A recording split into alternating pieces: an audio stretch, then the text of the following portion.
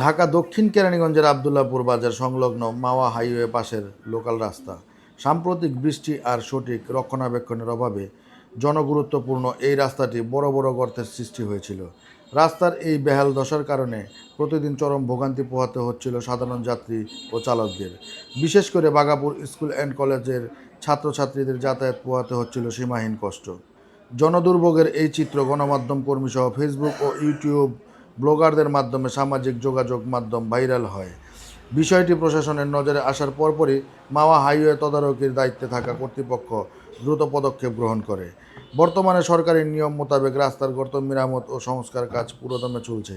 দীর্ঘদিনের এই দুর্ভোগ লাঘব হতে দেখে স্বস্তি প্রকাশ করেছেন যাত্রী ও স্থানীয় বাসিন্দারা। তাদের প্রত্যাশা, যথাযথ তদারকির মাধ্যমে সড়কটি এখন থেকে সবসময় চলাচলের উপযোগী রাখা হবে।